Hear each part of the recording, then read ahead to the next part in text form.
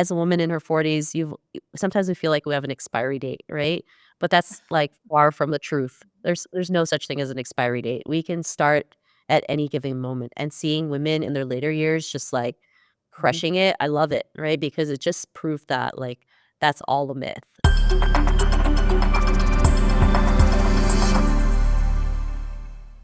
I was able to interview Sheena Chan, who is not only an author, a speaker, a podcaster, but she is a young woman with a lot of experience in interviewing others who understand what it takes to build confidence, and especially women. She has focused all of 800 of her podcast interviews on successful women who have built confidence.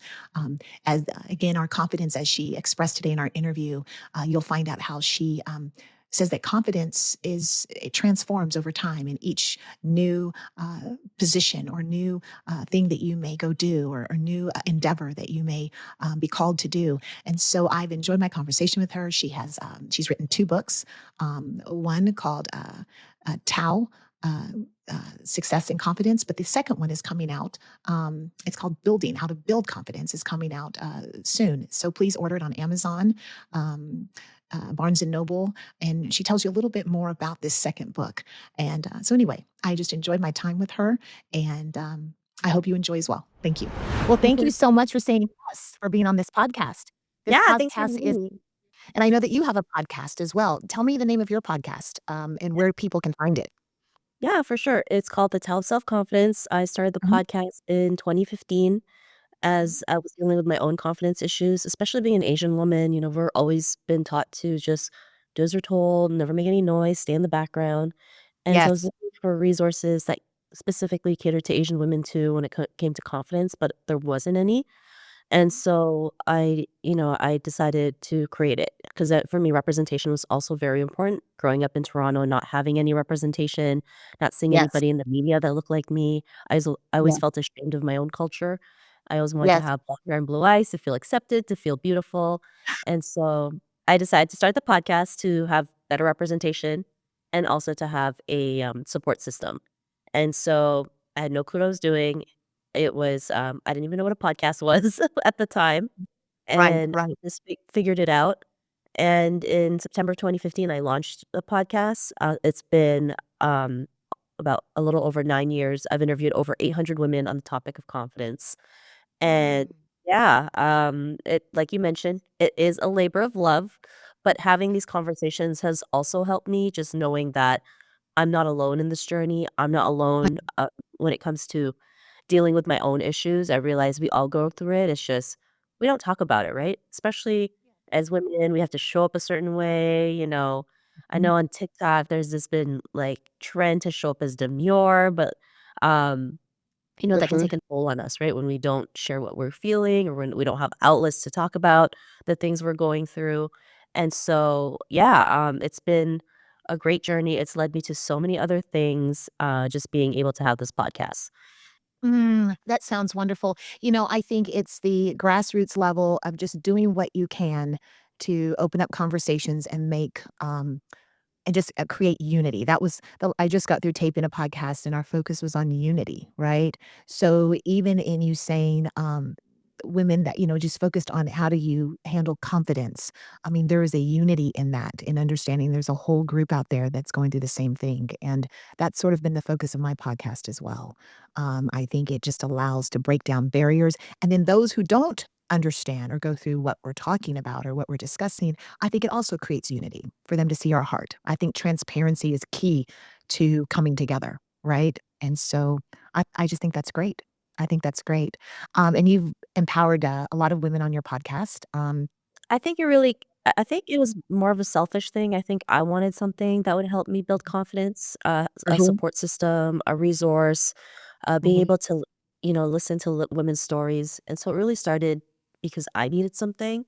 And Yes. then realizing along the way that I wasn't the only one who needed this, other women needed it, and yeah, and then I just kept going, and I realized too, if I wanted representation, like better representation, especially for Asian women, I realized I had Mhm. to start with myself, right? I can't complain about not having enough representation, and if I'm not going out there doing it. So, putting yourself out there isn't easy.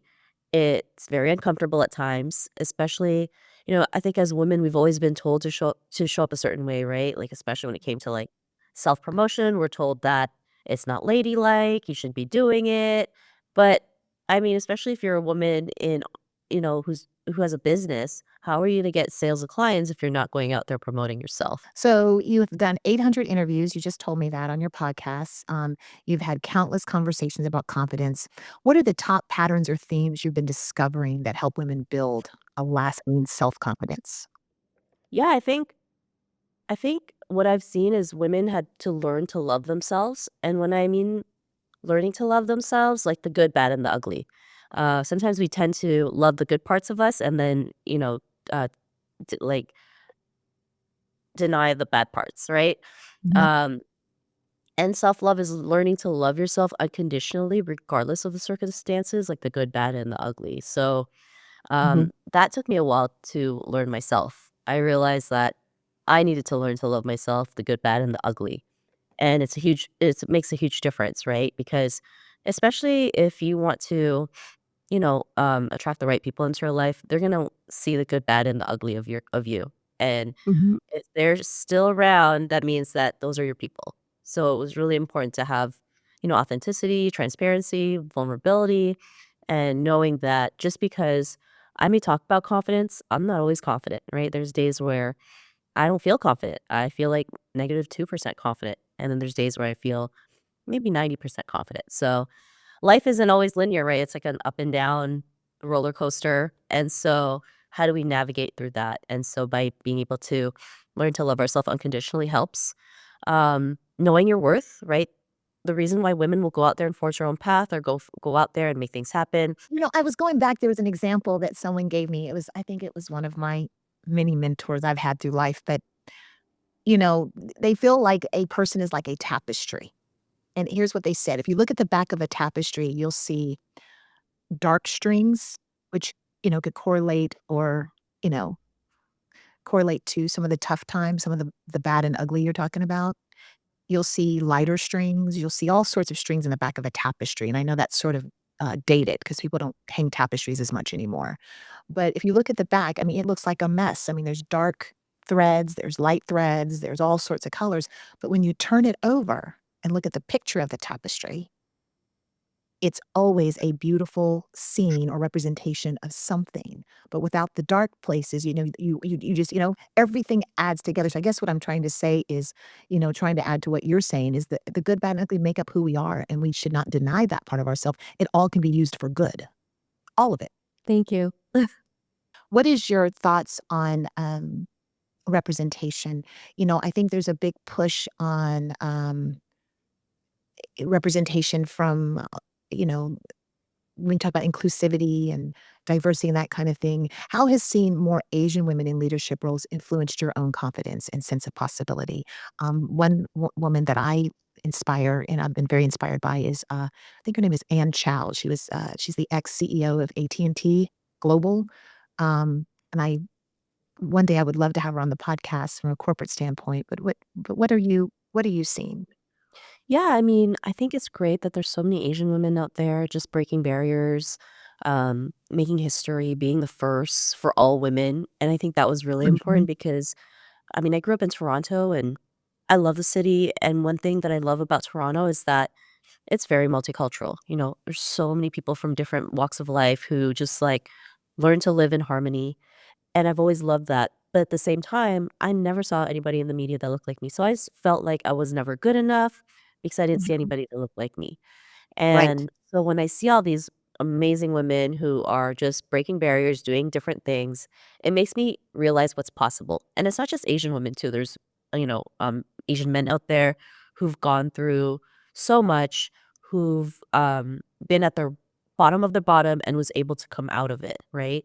And Mhm. have like one of the best comeback stories of all time. So for me, it's a big deal, right? Like if you look at reports, I mean, when I wrote my book, The Tao of Self Confidence, I think they mentioned within, like, a 20-year span, there was only, like, 6 Asian women that were CEOs in Fortune 500 companies, which is, like, very small, right? Yes.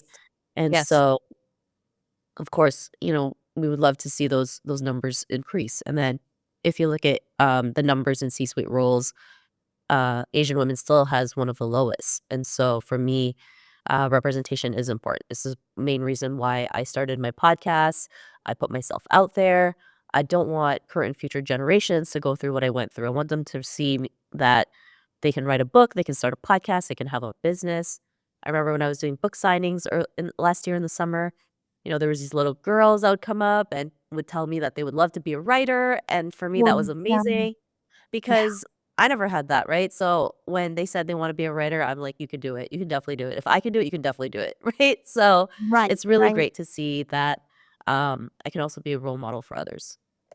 Absolutely, absolutely. Out of all the guests you've interviewed, give me top 3 things you've learned from them. I know it'd be hard to put it into 3 for 800 guests, but what are some things that just really highlight, to you about what you've learned about confidence from these particular leaders of women? Yeah. Like you mentioned, I have interviewed a lot of women and sometimes there's a lot to choose from. There's so many lessons I've learned, but some that may have stand out was I interviewed a woman who was born with no arms. And so Mm, You know, the lesson I learned from her is that there's really no limitation, right? Sometimes we feel like we have limitations that stops us from moving forward, but mhm, here's a person that actually has a limitation, right? And I remember she mentioned that the moment she finally had the confidence to be her true self was the moment she like went into the bus without her prosthetic arms, and she felt so mm, free to be herself. And that's really brave, right? Especially when you're a lot younger, that peer pressure. She mhm. might have been teased at school, I'm not sure, but I mean, it's not easy, right? And because of that, she's been able to create a life that she loves to live. She's also known as the first armless pilot. So, I mean, that's wild. Yes. I mean, I don't Wow. even think I can fly a plane with my hands, but then she's flying a plane with her feet. So and she does everything else with her feet. So that to me was huge, like, knowing that there's really no limitations. Like, if you want something, you're gonna go out there and do it. Is it gonna be Yes. easy? Definitely not. But it's definitely worth Right. the ride. But there's no Um, limitations, there isn't. Hope is a strong, strong, powerful word to our brain, is it not? So, yeah. yeah. So that was the one that stood out. Another one was, I interviewed a woman whose dream and career was to become a Christmas song artist, and, like, that Mm. is random, right? Because Christmas only comes maybe, like, 3 months out of the year, but that was her Yes. dream, like, she really wanted to write and sing Christmas songs, and, in order for her to do that, she had to open her own record company to sign herself as a Christmas song artist, Mhm. and she was able to do it. Her song was in the charts, she got signed in other countries like the Philippines, and in the Philippines, they celebrate Christmas, like, 6 months out of the year, so, um it just made me realize, like, you can really do anything that you want. Like, as women, we're very resourceful, and when Yes, we we can are. learn to figure things out, like, just imagine what we could achieve. So, that's another one, and I also actually interviewed a woman who, um, was born with no legs. So, I remember she mentioned that one of the things she wanted to do was to skateboard, and, someone asked her, "Why do you wanna skateboard?" Because they're like, I guess to them, "How are you gonna skateboard if you have no legs?" And so her answer was very simple. It was because I wanted to. And I Mm. think that's really Yes. great. And okay, so in your journey as a podcaster, an author, and a speaker, what has been the most challenging confidence hurdles you've had to get over in answering to this calling that you have? 'Cause obviously you're just, you're doing very, very well. Yeah, I think for me was learning my own worth. That was really hard. I Mhm, think, as a mhm. child, I actually failed kindergarten for coloring outside the lines. So, Oh my um, goodness. yeah, so can you just imagine I failed kindergarten for coloring outside this one photo. I had to move to another school and redo kindergarten all over again, all because of one Mm, photo that I couldn't color within the lines, and so that actually affected me in my adult life because I just felt like everything I did, I was an instant failure, and so I had to learn to realize that I am worthy of going out there and making things happen, and that I'm also capable, right? I mhm, think sometimes I feel like we're not good enough or we feel like we need more practice, we need more this, or we have to figure mhm. things out before or we have to prepare or be like 100% perfect before we go out there and start something, not Mhm. realizing we can figure it out as we go because that's what men do. They just figure things out as they go. And They so do. if we just apply the same thing, just imagine what we could achieve. We're going to make mistakes. It's not going to be perfect. There's no such thing as a perfect moment. And Right. so let's just go out there and do it. Like life is so short. We don't know what's going to happen.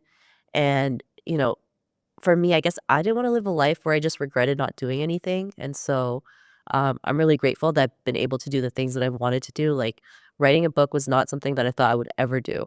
I migrated from the Philippines to Toronto when I was 7. I had to take English classes because I couldn't speak English properly, like, I couldn't put sentences together, and then Mhm. I've been able to write 2 books for a major publisher, so, you know, I think I never thought that could have ever happened. I sometimes surprise myself, and so, I love it. yeah. All right, all right. Many people believe confidence is something that you either have or you don't. How do you challenge that misconception? To be And what honest steps can someone take to actively build confidence? to be It's a good honest, question.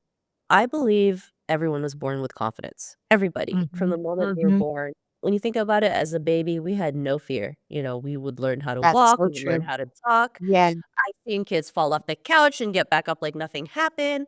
So, Mhm, I believe we were all born with confidence. The older we get, life gets in the way, circumstances get in the way, people start building fear in us sometimes, and so our confidence comes down. And then we also go through traumatic experiences that leads to that low self-confidence. So it could be in our childhood, it could be in our mhm. adult life, it could be not only our own traumas, but we're also carrying the traumas of our parents, our grandparents, and so on. So all those circumstances leads to us having low self-confidence. But the Mhm, good thing is we can learn to strengthen our confidence, we can always build it back, and there's always different ways of doing that. I usually talk about three-step process for people to build confidence. mhm. The first step is to believe in yourself. I know that's cheesy, but you have to believe in yourself. Like, you have to have this innate belief that you can make it happen regardless of the circumstances, even if you have no clue what you're Mhm, gonna do. So that's really mhm. important. And then, educate yourself on different ways to build confidence because there's over, what, 8 billion people. We're not gonna have the same way of building confidence. What may work for me might not work for you and vice versa. So you pick and choose what works for you. And then last but not least, taking action is the most important. You're not gonna get results if you're not gonna do anything.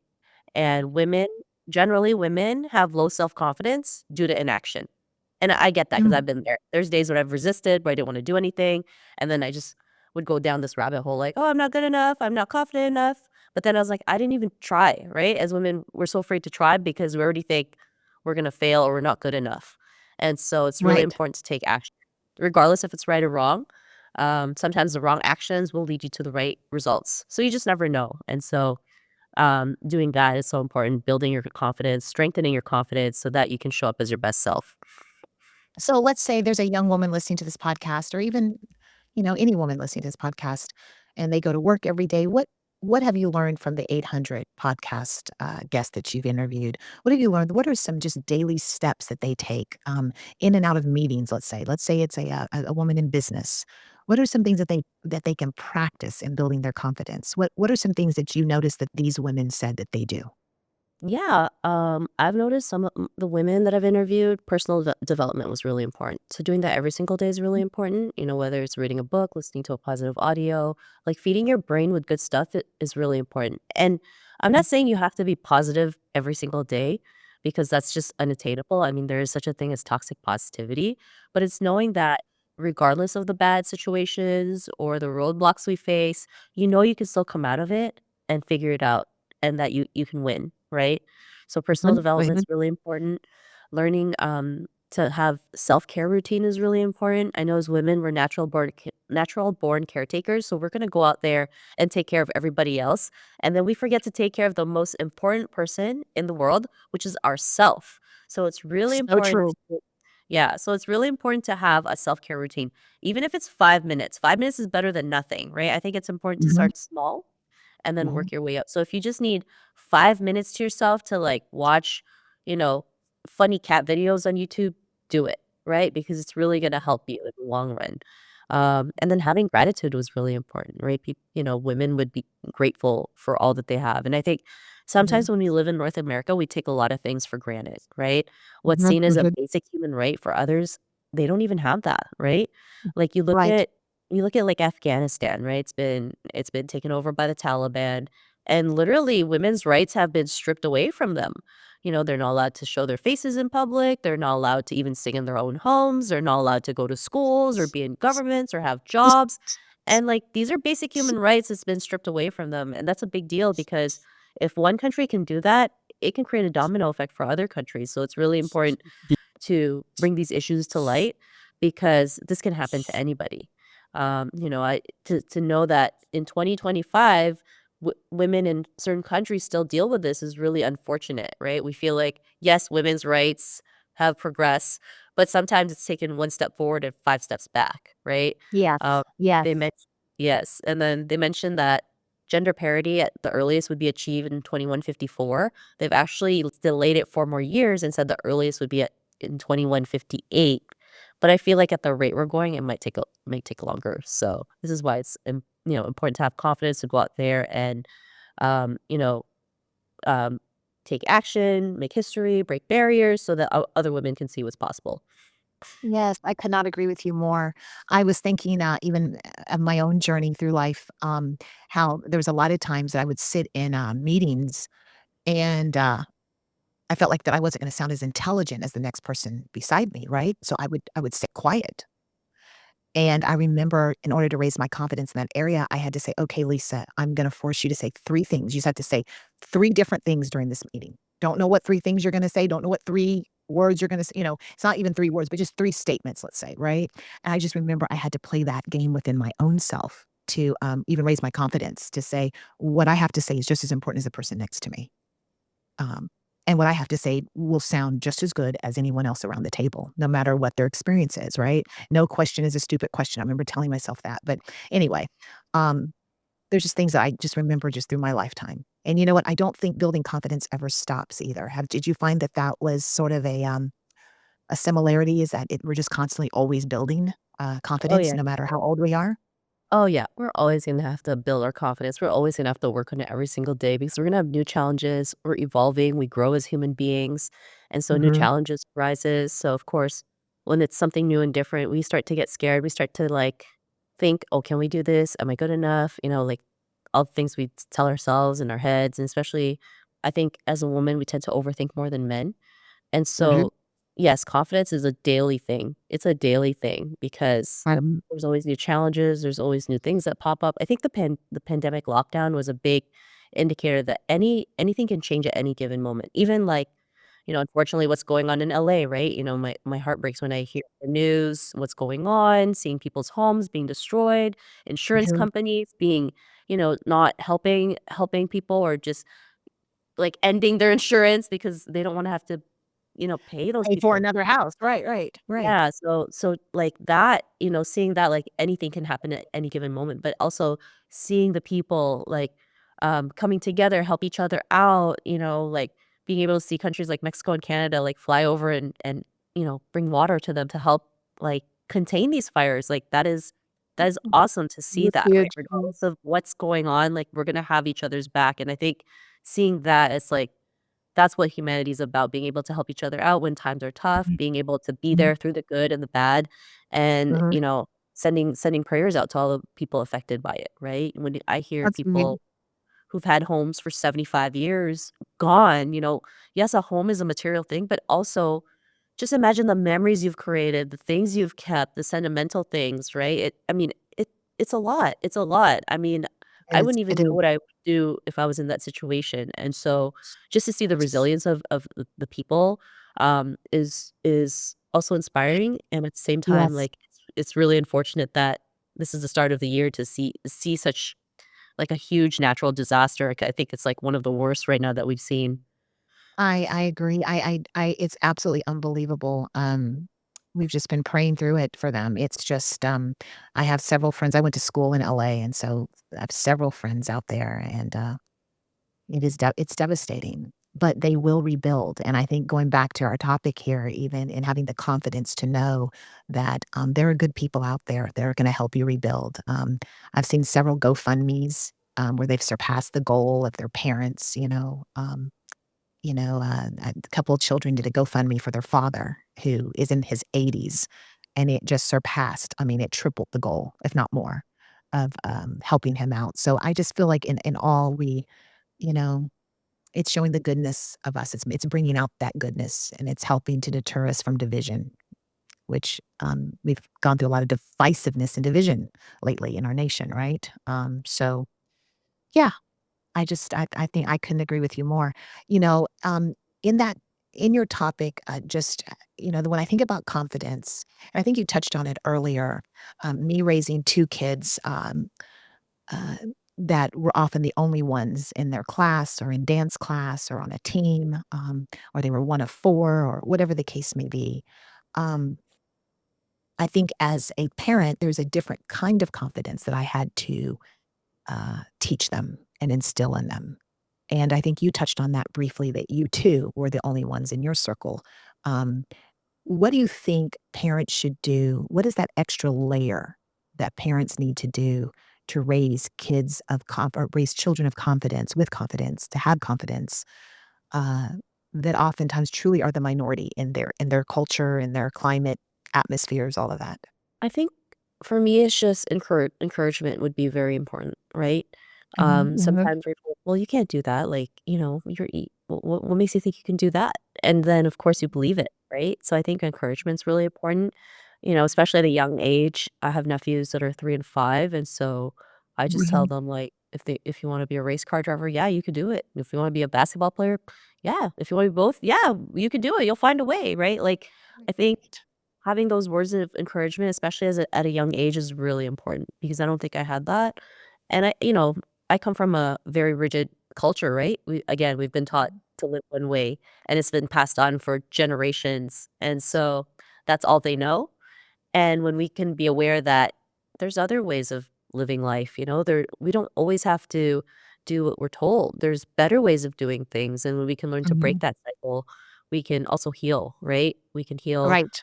past traumas, not for ourselves, but for our parents and grandparents. We can Yeah. start a new way of living, and that's how we can start building confidence. So I think it starts at a young age. It really does. Like the words you say to children is so important because that can Mm. affect them into their adult life. Yes, yes, and I think every parent has experienced that, parenting, and I know you're not a parent yet, but you're not perfect, right? And so, I think the biggest thing is, going back and apologizing for those words, no matter how much time has lapsed, right? If it's brought to your attention, right? Um, but you're right, all of that can affect their confidence. It's the words you speak. Words are so important. I wanna switch over, I was when I was learning about you, I had heard that you've done keynote speeches at organizations like NASA and Live Nation, and how do you prepare for those high stake moments, uh, of speaking to such global organizations, national organizations, and what's your personal strategy for yourself? To be honest, I still get scared before I speak, whether it's online or in person. And I think I take that and just kind of run with it because even the most successful people in the world still fear things, right? I remember reading That's right. That's about right. Bono. Like Bono still gets scared before he goes on a concert or performs for a Mhm, concert, but he takes that mhm. fear and, like, uses it for Right. good. So for me, my biggest intention is that the audience gains something and uses it to apply it into their own lives, right? When I, see people who are engaging in the conversation or asking a lot of questions, like, I know I've done my job because, it's really important, right? And I think because I've done so much, it's helped me learn to become a good speaker through practice, right? I mean, when I first started, I was practicing in front of the mirror, practicing a 10-minute speech in front of a mirror. And yeah, it was really uncomfortable because I don't normally do that. Right? And then I'm looking at myself. But that helped me also prepare to deliver these keynotes by practicing, by putting, being in front of the mirror, by learning to figure out what people are dealing with and how we can solve it, right? Mhm, mhm, That's why people would want to hire you because you have a certain strategy or you have certain perspectives that can help companies or organizations do better, help people with their confidence and, increase productivity and profit because that's what they want. And there's nothing wrong with mhm, that. mhm, And then doing it in a way where everybody wins. So, yeah, I think for me, just, practicing a lot, being able to, um, utilize my fear as something good, and then just doing it. I think the most important is just going out there because sometimes, the only way you can get over that fear is just taking action, just putting yourself out there. So, yeah. That's great, that's great. That's very inspiring that you've given keynotes to those kind of organizations, and I know that you're gonna be doing a lot more. So, going switching back to your book again, what's one piece of advice, from your book that you believe, every woman should hear today? What would be that what you'd wanna say? Yeah, for sure. So I've written 2 books. So the first one's called The Tao of Self-Confidence, and Mhm. it's talking about learning to work through your unresolved traumas to show up as your best self. Mhm. So, I always, of course, when I talk about confidence, the main question people ask me is, "How do you build confidence?" And I can tell you 101 different ways to build confidence, but I think what we need to do is to get to the root cause as to why we feel having low self-confidence, and the book Could not agree is more. kind of a guide for that, a beginner's guide. Mhm. So it's Mhm. like, sometimes we're not even aware we have a trauma that's stopping us, so you need to be aware of Yes. that. I mentioned intergenerational trauma is very prevalent, so sometimes we're not carrying our own traumas, right? We're carrying the traumas of our parents or grandparents. They Right. say it goes Mhm. down 4 generations deep. I feel like it goes deeper just because historically we've gone through so much, and so, being able to talk to your family to I know that's not always easy because elderly people, they want to hide everything. They want to think First. if they don't talk about it, it never existed. So, um, Mhm. doing the best you can to, figure out why they've also been that way, right? Okay. Um, being aware of traumas, learning to heal from it, learning to practice self-love, self-care so you can build that confidence and show up as your best self. So I think for Ye me, the most important is helping people realize, maybe there's some trauma in your life that's really stopping you from mm. becoming a great person, a great leader, stepping into your greatness. So that's what I tell people. What are the traumas that keep women from having confidence? I mean, what are the top traumas you would say?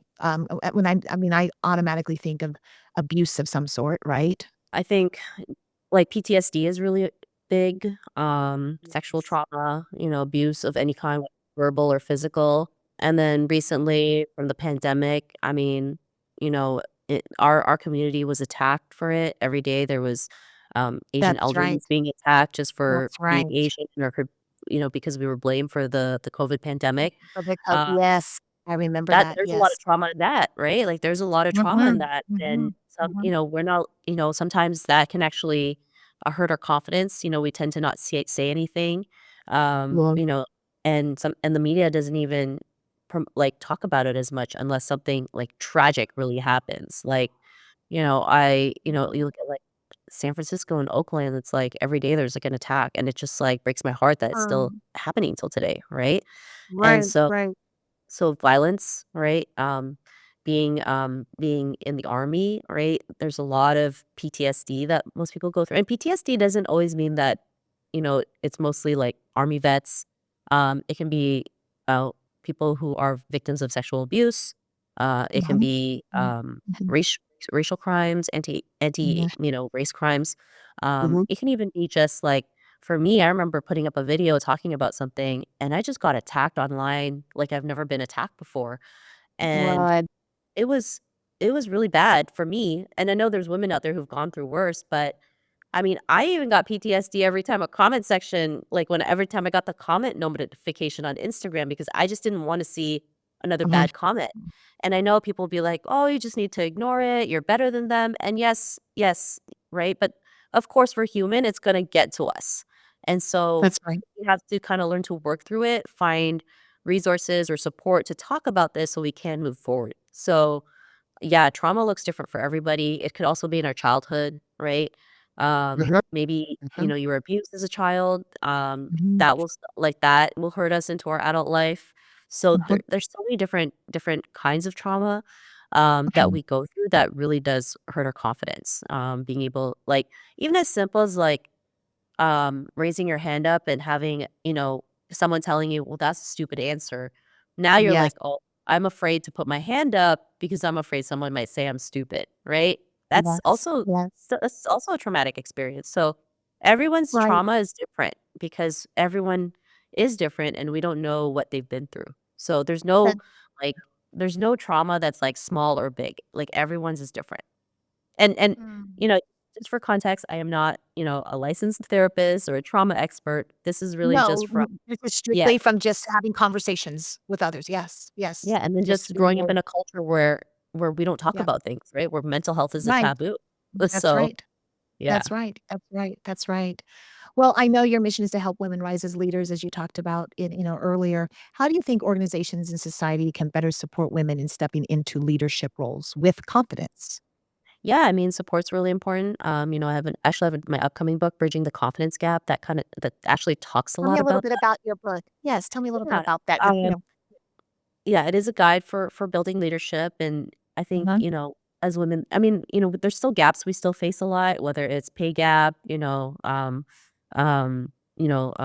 like, pay gap, I'm kinda blanking out, but of course there's more than that, like, learning those things, how we can move forward. I mean, one of the things I talk about is, self-promotion is really important for women. I know we've been told that it's not ladylike, it's, tacky, but in order to show up, we have to show up and tell people that we have skills and talents that can help people out there.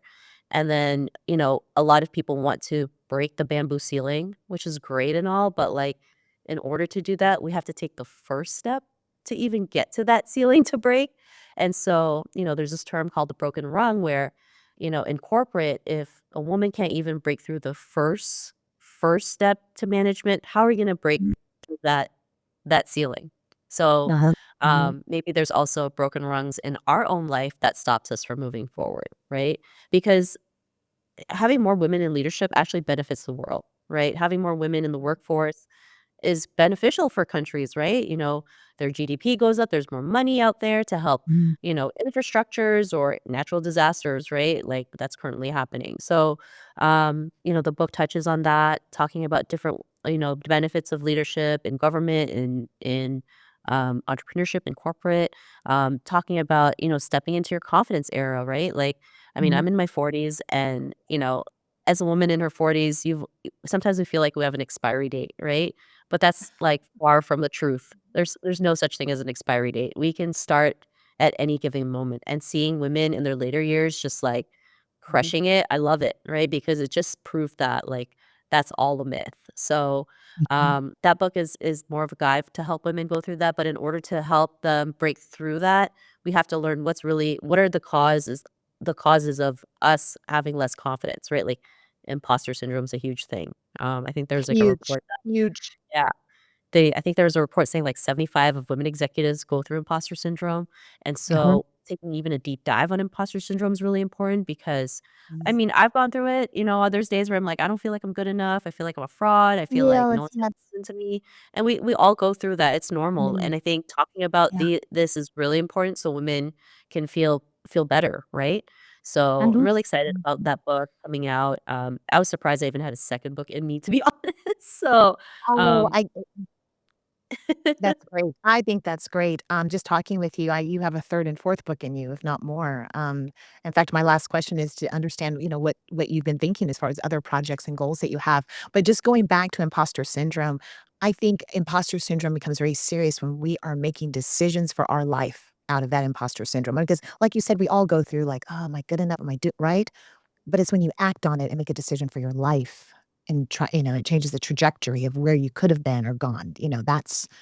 That's the piece I think that becomes serious. I don't know if you can, if it you relate that to your interviews or anything Oh, of yeah. folks. Yeah, so Yes. I mean, I almost didn't even write the first book, to be honest, because of imposter syndrome. I was like, "You want me mhm, to write a book about leadership? Like, I don't even know what that looks like. I don't even know if I'm the person to write that." And yes. so having a support system is really important because they're the ones who's gonna tell you, like, "Yeah, you can do it," right? Like, "Do it." And I'm like, "Okay." And then even if I have no clue what I was gonna do, I'll do Yes, it. yes. Exactly, exactly. Absolutely. I think, I think that can stop us from what we're supposed to do because I think we're all supposed to do something that makes us uncomfortable because it's in us, right? So I'm already saying that you have a 3rd, 4th book in you. You're not Oh, done. thank you. Yes. So looking back on your career, 2 questions I have for you as we end this podcast. Looking back on your career, what's one risk you took that significantly boosted your confidence? And then what's in the horizon for you? Yeah, I think the one thing that really just, um, changed my trajectory was really Mhm. learning to just drop what I was supposed to do and go out there and figure out what I really wanted to do, because that's really hard, right? Like, I quit my Uh-huh. job to forge my own path, and of course, I wouldn't advise what I did to anybody else because everyone's, situation is different, but that helped Mhm, me, build my confidence, know myself better, mhm, become the person that I am today, and what really stemmed from that was, my aunt passed away about 13 years ago from a horrific accident, and that just made me wake up and realize one day that can happen to me, and then I look back and regret everything that I've ever done, right?